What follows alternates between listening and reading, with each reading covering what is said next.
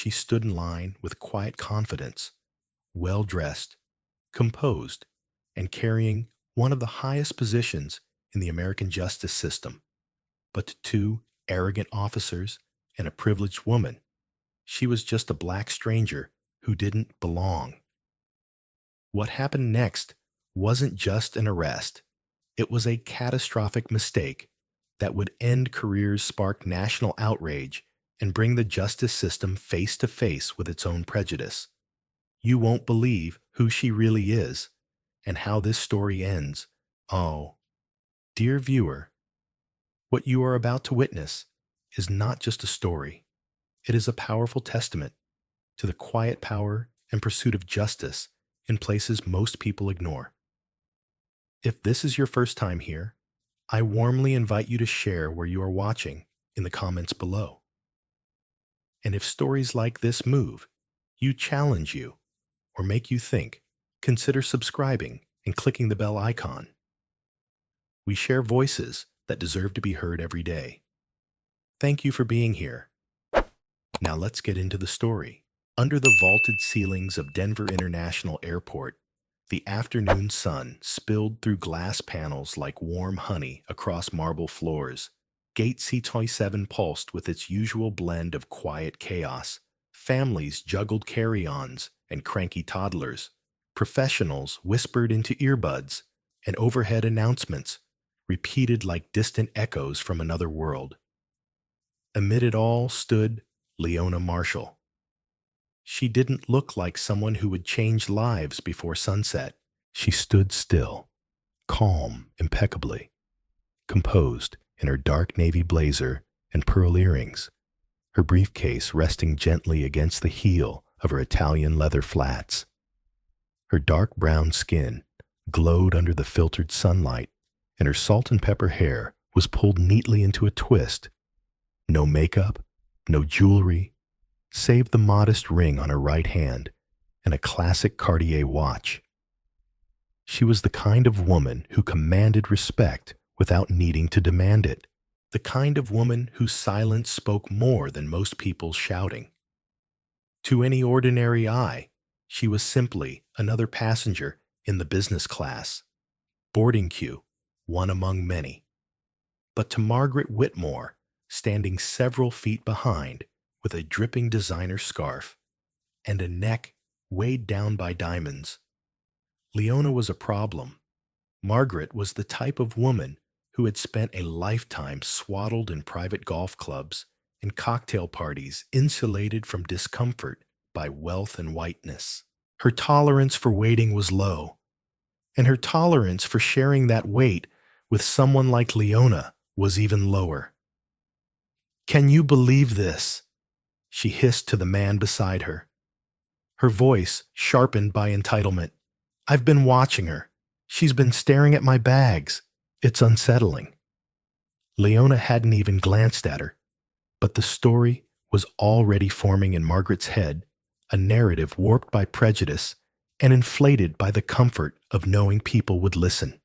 People in uniform, people with power. She stepped out of line, swaying her hips like a performance, and marched toward the gate attendant with indignation thick on her tongue. "Excuse me," she purred the way only someone used to getting her way could. "There's a woman up there who's been watching me suspiciously. I don't feel safe boarding with her." The gate attendant, young and startled, fumbled for a response. "Ma'am, everyone in the priority line has been screened. You're not listening." Margaret interrupted, lowering her voice for added drama. "She's been staring at my luggage. I don't think she belongs here. You should really check." The seed had been planted, and moments later, like actors summoned to a well-rehearsed scene, two airport police officers walked toward the gate.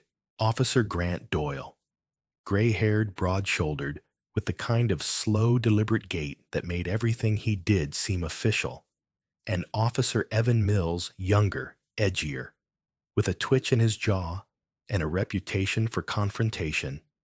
Margaret's smile widened. There she is, she whispered to them, pointing at Leona. That's the one. Leona turned her head as the officers approached. She watched them without fear, but with a kind of quiet calculation, like she was measuring the air pressure before a storm. She closed the document she'd been reading on her tablet and slipped it into her case. Ma'am Doyle said, in a voice that tried and failed to be neutral, "We need to speak with you. Please, step out of line." A few heads turned. People shifted curious. Leona raised an eyebrow. "Is there a problem, officer? We received a report that you were behaving suspiciously." Leona looked past them toward Margaret, who now stood with arms crossed. Satisfied, "I've done nothing suspicious. I've been standing here reading legal documents waiting to board my flight." "Do you have identification?" Mills asked, his hand hovering too close to his holster. Leona reached into her bag slowly and retrieved her license and boarding pass. Her hand was steady, her voice calm. "I'm flying business class to Washington, D.C. And I'll ask again, what is it exactly that I'm being accused of?" Mills glanced at the ticket, then scoffed. "That's a nice seat. What do you do for a living?" A pause. Leona blinked. "Excuse me." Doyle stepped in. "We're trying to make sure everything's safe here. You don't need to be combative." "I'm asking a legitimate question," she replied. "Why am I being questioned about my profession when all I've done is stand in line?" People were watching now. Cell phones were beginning to rise. Screens pointed toward the scene unfolding in real time. Mills took a step closer. "Let's go," he said. "Now." Leona didn't move. "I will not be led away without cause. You're resisting." Doyle snapped. "I am asserting my rights. Turn around." Mills barked, "Hands behind your back." The world slowed. Gasps rippled through the line as Mills grabbed Leona's arm and spun her around. Doyle yanked her briefcase from her hand. The cuffs were cold and fast and tight. Leona flinched, not from pain, but from the sudden knowledge that her dignity had just been tossed aside like checked luggage. Margaret stood quietly behind the chaos eyes, gleaming. Leona didn't shout. She didn't plead. She simply said, "You're making a grave mistake." And as she was marched away, her spine unbent, her heels echoing against the floor. Those who watched felt the gut punch of something deeper than misunderstanding. This wasn't just another airport incident. This was power colliding with prejudice, and the officers who led her away had no idea who they had just handcuffed. Not yet, but they would. The police substation inside Denver International was small and forgettable, tucked behind a hallway that smelled of stale coffee and static air.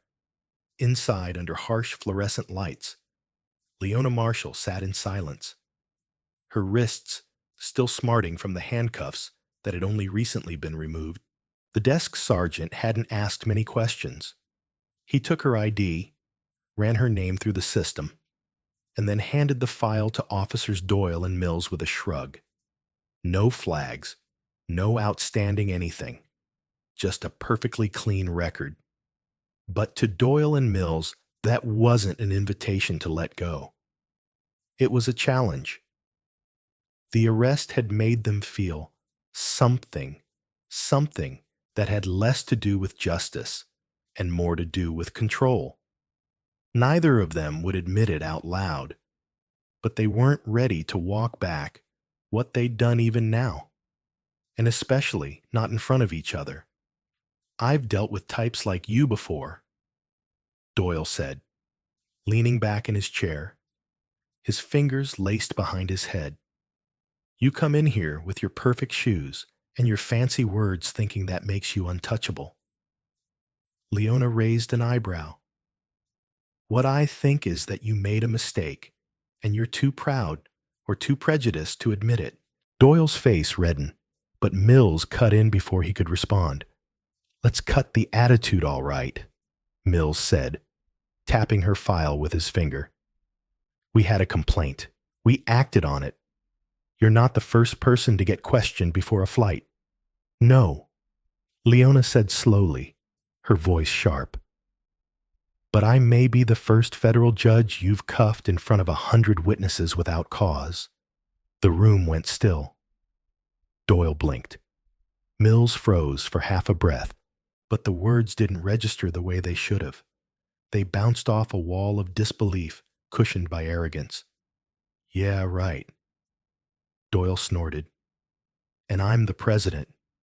Leona said nothing. She didn't need to. She just looked at them, really looked, and let the weight of the truth hang in the air. Mills frowned. "What did you say?" "Your name was." "Again, I didn't," she replied. "But it's right there in front of you. Judge Leona Marshall, 11th Circuit Court of Appeals." Doyle leaned forward now, eyes narrowing as he scanned the ID again.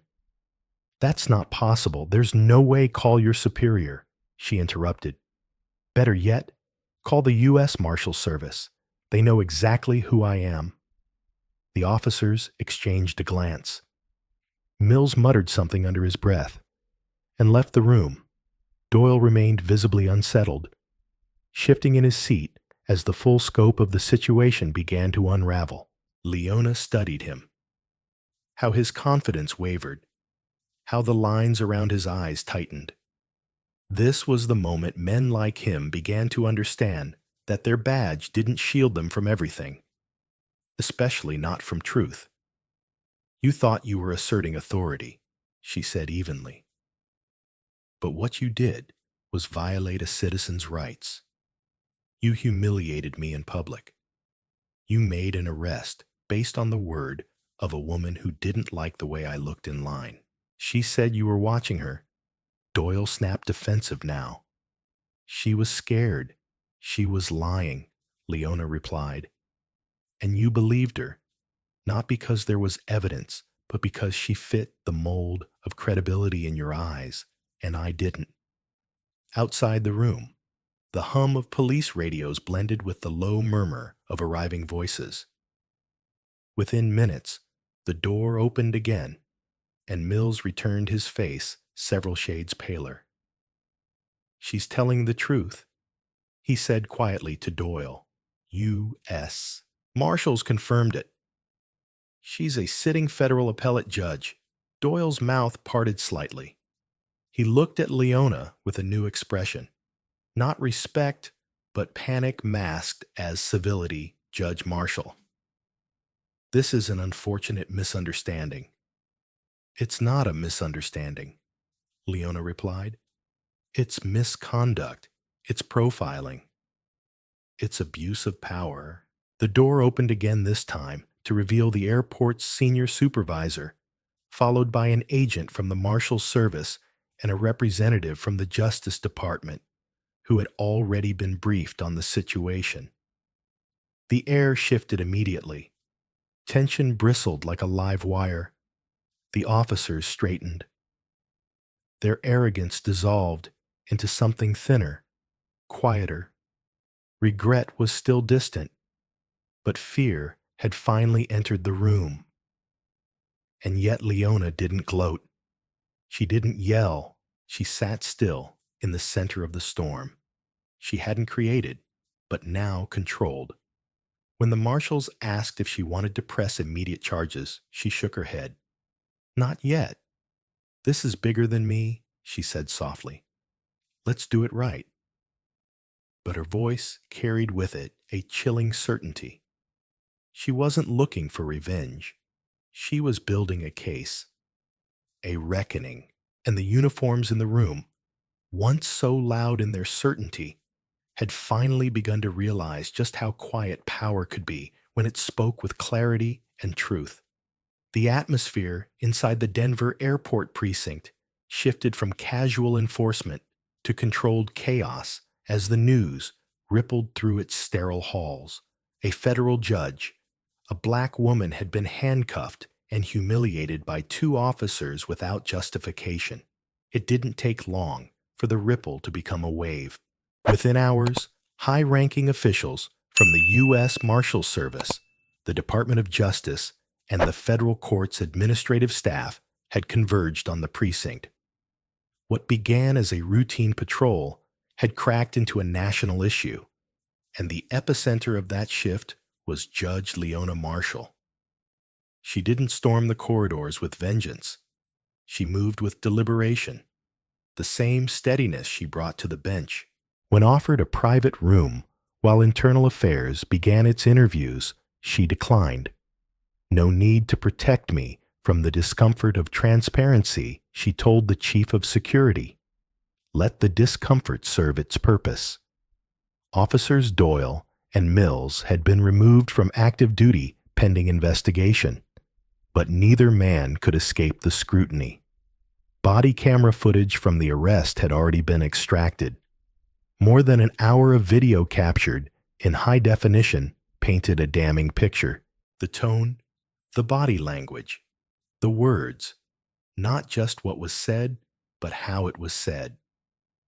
Layers of implicit bias and outright contempt played out like a public indictment, one that didn't need a jury to feel conclusive. Leona, meanwhile, sat across from federal investigators with the calm of someone who'd spent decades interpreting the law. She answered every question, factually, but when asked if she wanted to file charges personally, she paused. I want more than charges, she said. I want change, not performative, not paper deep. I want this case to trigger something real. Her statement would go on to influence every step that followed. By the next morning, the footage had been leaked intentionally or not. National outlets picked it up, and social media turned it viral within hours. But the narrative that emerged wasn't one of spectacle. It was one of accountability. News anchors didn't just replay the footage, they dissected it. Civil rights attorneys were invited to explain the long history of profiling at transportation hubs. Former judges and prosecutors appeared to express their outrage and disbelief, and ordinary citizens watched with a mix of horror and validation. Many had lived versions of what Leona endured. Few had the title to fight back so visibly.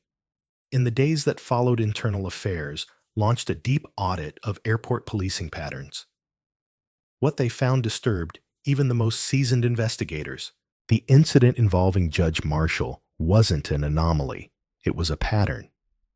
Complaints about officers Doyle and Mills had previously been buried or dismissed. Testimonies from passengers, particularly people of color, revealed a troubling consistency. Presumptions of guilt, arbitrary detainments, hostile questioning. For every public humiliation, there were dozens more that faded into silence. Leona didn't stop at her own defense. She met with representatives from civil liberties groups, transportation agencies, and federal judicial leaders to advocate for immediate reform. Her courtroom discipline became a blueprint for strategy, and her voice, now broadcasted across platforms, carried the clarity of both survivor and strategist. I'm not here to be pitied, she said in a panel discussion aired on public television. I'm here to make sure that power is no longer confused with righteousness, and that uniforms are no longer mistaken for unquestionable authority. That clarity reached the community. Protests emerged, but not with the fire of rage, rather with the insistence of justice. Peaceful demonstrators gathered at major airports, holding signs not just with Leona's name, but with the names of countless others who had been ignored. Retired officers, judges, even flight attendants began speaking up. What happened at Gate C4 in Denver had cracked something deeper. Back at the precinct, Officer Mills asked for a meeting with Internal Affairs and Judge Marshall's legal counsel. The man who once barked questions at her in front of a crowd now sat slumped eyes hollow, his voice barely audible. I made a mistake. He said I believed her skin before I listened to her words. He offered full cooperation, handed over personal notes, admitted to conversations with Doyle that suggested a history of targeting passengers based on vague suspicions. He didn't seek forgiveness. He knew better than that. But he did something rare. He told the whole truth. Doyle did not. He lawyered up, released a public statement of regret, framed by legal jargon and claims of stress-related misjudgment. But the footage, the reports, and his silence during key interviews told a different story, one not of misjudgment, but of intent. As formal charges were prepared, the federal prosecutors made a decision. The case would go forward as a civil rights violation under the color of law statute, rare, serious, and unmistakably public. Leona never asked for a headline. She had wanted a quiet flight home. But when injustice cornered her, she didn't retreat. She rose not to protect herself alone, but to amplify every voice that had once been silenced. In the unraveling of power, something remarkable had emerged. Not just condemnation, but clarity. The badge had cracked, and the truth was rising through the fracture. In the weeks following the incident, the air in Denver shifted from thin and quiet to thick with conversation. Everywhere, from courtrooms to coffee shops, people were speaking the name of Judge Leona Marshall, not in whispers, not with caution, but with reverence, outrage, and sometimes uncomfortable reflection. What had happened to her wasn't just a personal violation. It was an institutional failure. And more importantly, it was proof that even the most accomplished black woman in the country could still be reduced to suspicious in the eyes of a badge wielded without accountability. Leona didn't appear on television again after her public statement. She didn't need to. Her presence had become a symbol, but she remained committed to action behind the scenes. As the Department of Justice and the FBI's Civil Rights Division expanded their investigation into systemic misconduct within airport law enforcement, she helped draft policy reform proposals. She knew where the blind spots in power existed. She had seen them from both the inside and the outside. Her recommendations weren't just legal, they were deeply human. Meanwhile, Officers Doyle and Mills were officially indicted by a federal grand jury on 3 counts, each civil rights violations, under color of law, false imprisonment, and conspiracy. The charges sent a jolt through police departments across the country. This wasn't an internal suspension or a quiet reassignment. This was federal prosecution. And with the full support of the U.S. Attorney's Office, the case wasn't going to be buried in legal jargon or procedural ambiguity. It would be tried in open court, and the nation would be watching. The courtroom in downtown Denver was packed for the preliminary hearings. Reporters lined the benches.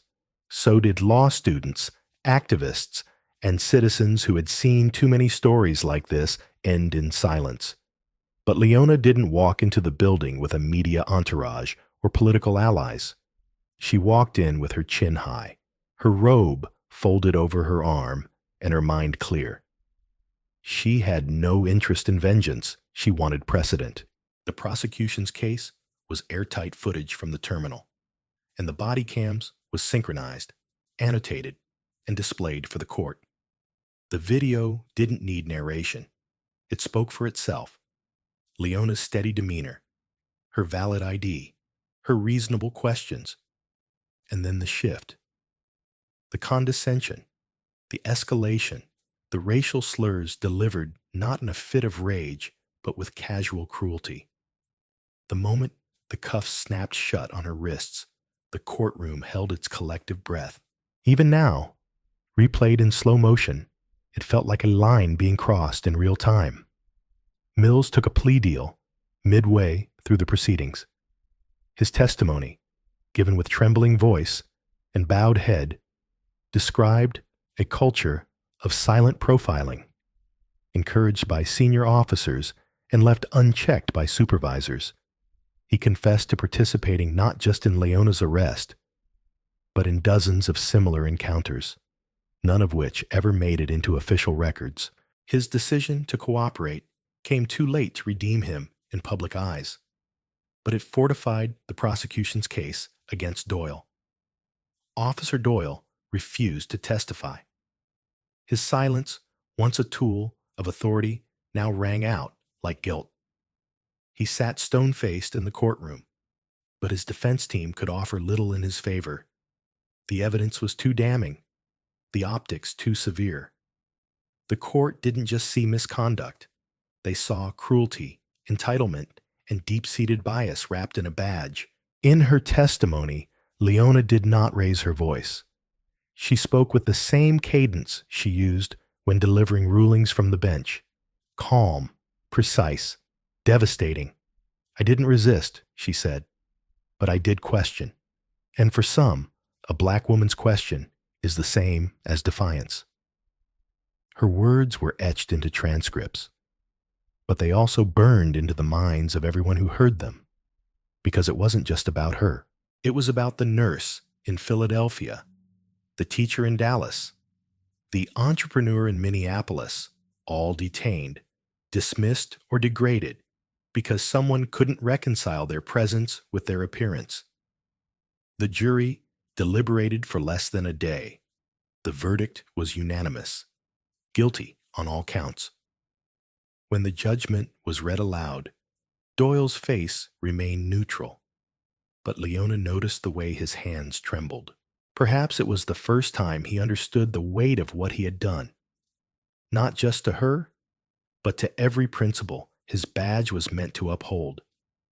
Sentencing came weeks later. Mills received 2 years, reduced for cooperation. Doyle was sentenced to 6.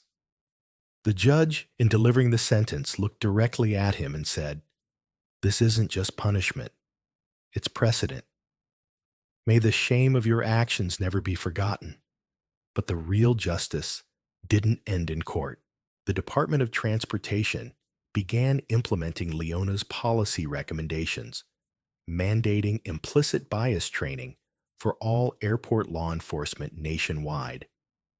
A new oversight body was created to review passenger complaints with independent civilian members. And perhaps most significantly, a scholarship fund was founded in Leona's name focused on young black women pursuing careers in law and public service.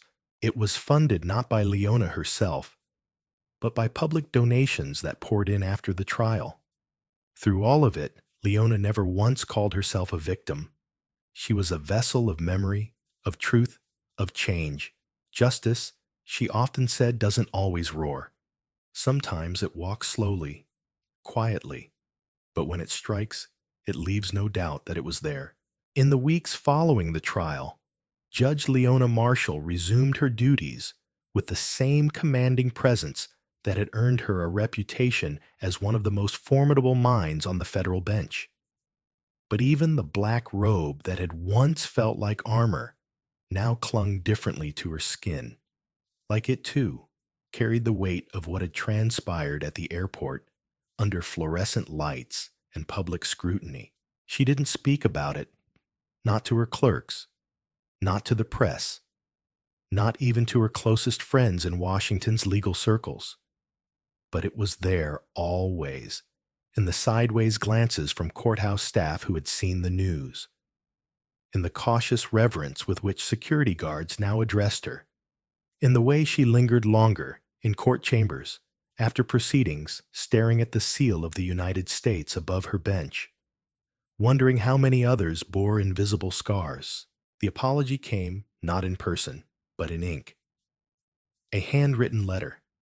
The envelope, unmarked and modest, sat unopened on her desk for 2 days before she slid her letter opener through the seam.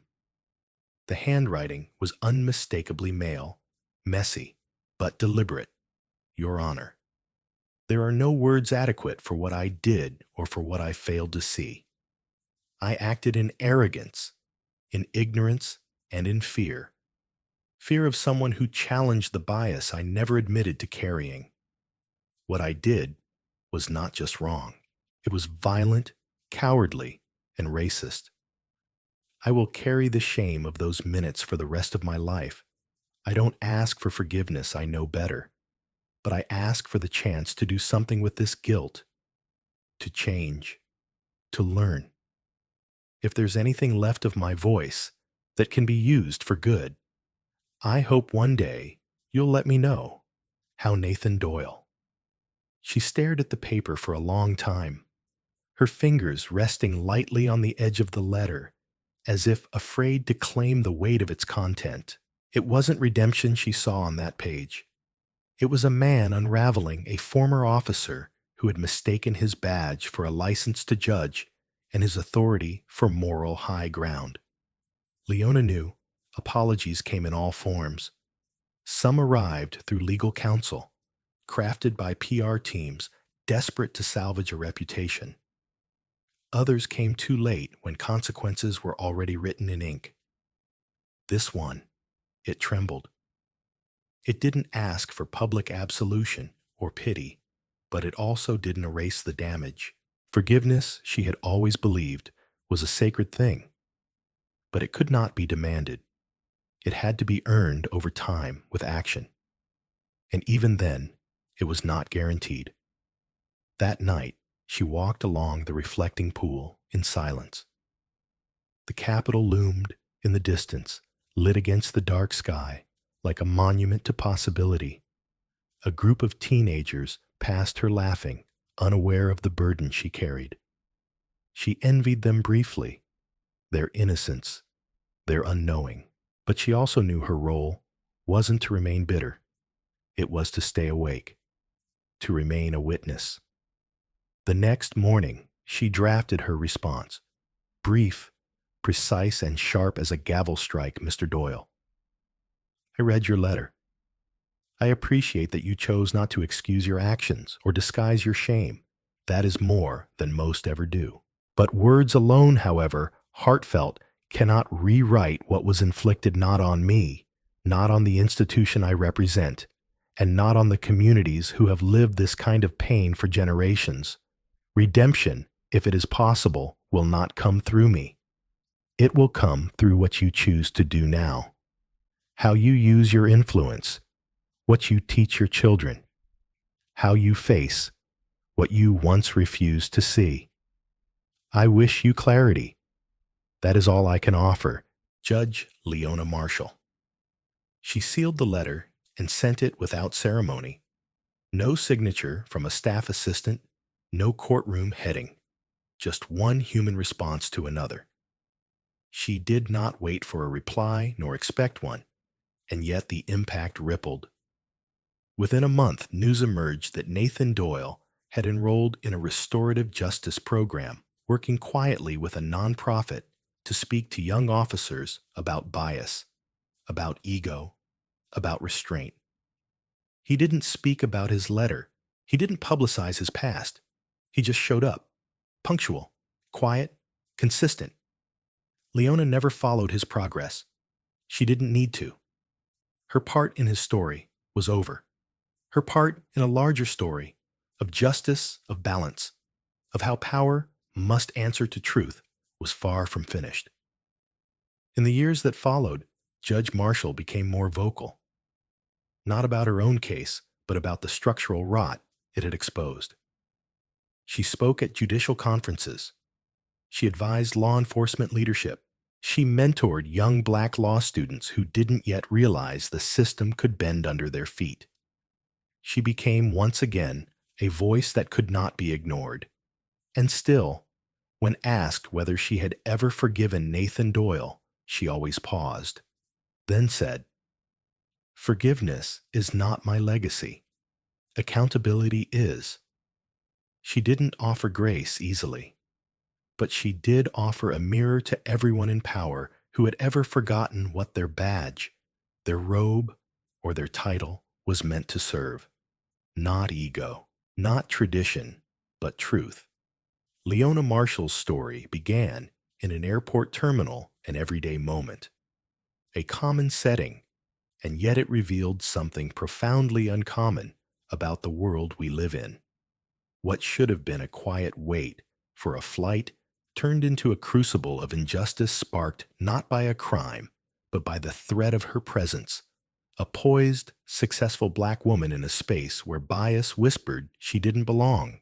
When two officers, emboldened by assumption and poisoned by prejudice, placed her in handcuffs, they had no idea they were arresting the chief judge of the U.S. Court of Appeals. They didn't see a judge. They didn't even see a citizen. They saw a threat shaped by the color of her skin. But this story is not just about the outrage of wrongful arrest. It's about what happens when dignity refuses to bend, when power meets quiet resistance, and when truth walks into the room wearing a robe of justice. Leona could have responded with rage or silence. She chose accountability. Her words were measured, her actions precise. She turned the weight of the law not as a weapon, but as a shield toward a broken system that too often turns away from its own reflection. What followed was a reckoning. The officers were stripped of their badges, the instigator exposed. And the world was reminded that sometimes the people society rushes to silence are the ones it should be listening to most. But this wasn't just a victory in court. It was a call for deeper change, one that echoed beyond the walls of a police station and into the institutions that shape our lives. Judge Marshall didn't demand vengeance. She demanded vision, and through her quiet persistence, she lit a path for others to follow. Not one of bitterness, but of clarity, resilience, and transformation. So what can we learn from her story? First, that justice is not always about the courtroom. Sometimes it begins with a single person refusing to accept humiliation as normal. It starts with awareness, grows through courage, and only sustains itself through collective responsibility. Second, that racism often hides in plain sight in policies, in silence, in unchecked authority, and we must challenge it not just when it screams, but when it whispers.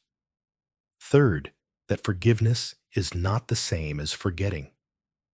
True accountability doesn't ask to erase the past. It demands we confront it, learn from it, and refuse to let it repeat. And finally, that power, real power, isn't found in force. It's found in integrity, in restraint, in the quiet resolve of those who choose what is right over what is easy. Leona Marshall's story is not unique because she's a judge. It's powerful because, like so many others, she was reduced to a stereotype in a moment of prejudice. But unlike many, she had the tools and the will to respond in a way that rewrote the ending. Her legacy is a reminder to each of us. No matter who you are, you have a role to play in building the world we all deserve. So, if this story moved you, if it made you angry, hopeful, or more aware, don't let it end here. Share it, talk about it, reflect on it, and most importantly, be part of the change. And if you want to see more stories like this, stories that don't just expose injustice, but inspire action, subscribe to this channel. Your support helps us keep telling the stories that matter, stories that challenge, that elevate, that don't just entertain, but transform. Subscribe now, because the world needs more truth, and we need people like you to help us share it.